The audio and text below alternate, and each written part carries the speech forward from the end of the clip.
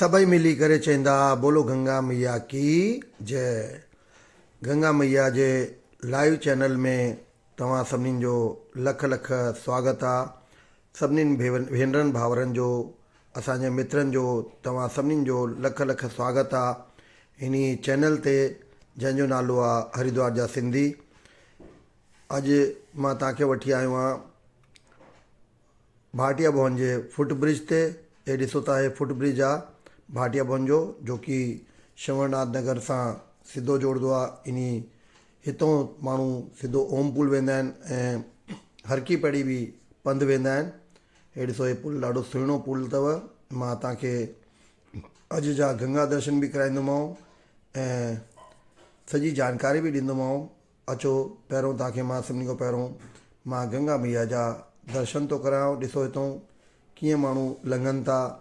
हितां कोई गाॾी न वेंदी आहे, न कोई टू व्हीलर वेंदो आहे, छड़ो पंधु माण्हू वेंदा आहिनि। ॾाढो सुहिणो पुल आहे। हितां मां गंगा मैया जो नज़ारो बि ॾाढो सुहिणो नज़र ईंदो आहे। अचो, मां तव्हांखे गंगा मैया जो दर्शन थो करायांव।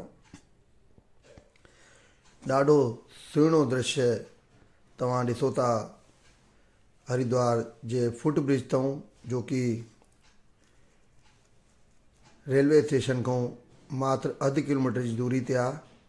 सभई गंगा दर्शन करदा। ॾिसो केॾो सुहिणो नज़ारो आहे। कल कल करदी हे मां गंगा मैया जी लहरां तव्हां सभिनी खे आशीर्वाद थी प्रदान करनि। ऐं साम्हूं ॾिसो था तव्हां मुल्तान भवन ऐं साम्हूं जो पहाड़ थो नज़र अचे। ॾिसो, तव्हांखे मनसा देवी जो मंदिर बि साफ़ थो नज़र अचे। त्रिशूल भोले बाबा जो बि लॻल आहे बिरला घाट चौक ते। ऐं हे जो पुल आहे, इन सां तव्हां चंडी देवी इन पुल सां वञी सघंदा आहियो हरिद्वार मां। ऐं साम्हूं जो ॾिसो था भाटिया भवन, मुल्तान भवन। ऐं हे जो पुल आहे ॾाढो सुहिणो पुल आहे। हे चित्रा सिनेमा वारी घिटी तां हे पुल साम्हूं ई पवंदो आहे। ऐं साम्हूं जो गुलाबी बिल्डिंग तव्हां ॾिसो था, हे 5 स्टार फैसिलिटी होटल आहे, पीलीभीत हाउस। ॾिसो चमकदी लहरूं केॾी सुहिणी थी लॻनि। भॻवान गंगा मैया जा तव्हां नज़ारा था कयो हरिद्वार मां। ऐं हे वॉकिंग पटरी हितां लंघी करे सिधो ओम पुल जे पासे वेंदी आहे। हे ॾिसो, हे फुट ब्रिज ऐं हे वारो रस्तो वॉकिंग पटरी सिधो हर की पैड़ी जे पासे वेंदी आहे। साम्हूं ॾिसो बादल केॾा सुहिणा था लॻनि। 2 ॾींहंनि सां लगातार बारिश थी आहे हरिद्वार में, त थोरी थधि वधी वई आहे। मंझंदि जो उस जो एतिरो असरु न आहे। हालांकि मौसम राति जो थोरो थधो थो थी वञे। गर्मी जो प्रकोप अञा सुठे नमूने चालू न थियो आहे। गंगा मैया जी हे लहरां तव्हां ॾिसो था, पाणी जाम थधो आहे। हे फुट ब्रिज ॾाढो सुहिणो फुट ब्रिज आहे। तव्हां कॾहिं बि अचो त चित्रा सिनेमा वारी घिटी तां कंहिंखां बि पुछो भाटिया भवन जो फुट ब्रिज तव्हांखे ॿुधाईंदा। ॾिसो, मां गंगा मैया जा दर्शन कयो।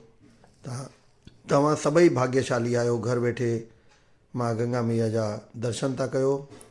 दर्शन कयो, पुण्य अर्जित कयो, ॿियनि खे शेयर करे सभिनीनि खे दर्शन करायो, पंहिंजे माइटनि खे, पंहिंजे दोस्तनि खे। गंगा मैया सभिनीनि खे पंहिंजो आशीर्वाद थी ॾे। तव्हां सभई हमेशह ख़ुशि रहो, मस्तु रहो ऐं स्वस्थ रहो। कॾहिं बि हरिद्वार अचो, कंहिं बि प्रकार जो कोई कमु हुजे, ज़रूरु असांखे सेवा ॿुधायो। असां हरिद्वार जा ई रहंदड़ आहियूं। साम्हूं ॾिसो ब्रिज, ॾाढो सुहिणो ब्रिज आहे। मुंहिंजो नंबर बि तव्हांखे मां ॾियांव थो। मुंहिंजो नंबर आहे 9412979865। तव्हां कॾहिं बि मूंखे कोई बि सेवा हुजे हरिद्वार जे लाइ ज़रूरु ॿुधायो। मां गंगा मैया जो दर्शन कयो। तव्हां इन वीडियो खे शेयर कयो, लाइक कयो ऐं सब्सक्राइब कयो इन चैनल खे। हरिद्वार जे में ॿियो छा छा ॾिसणो चाहींदा हो तव्हां मुंहिंजी वीडियो जे माध्यम सां मूंखे ज़रूरु ॿुधाइजो। हरिद्वार जी सुठी सुठी धर्मशाला, होटल मां तव्हांखे अॻिते ॾेखारींदोमांव। इन चैनल खे सब्सक्राइब कयो, लाइक कयो, फॉलो कयो। मां वरी तव्हां सां सुभाणे ॿिए कंहिं घाट सां मिलंदोमांव। तेसिताईं जे लाइ सभिनीनि खे બોલો ગંગા મૈયા કી જય.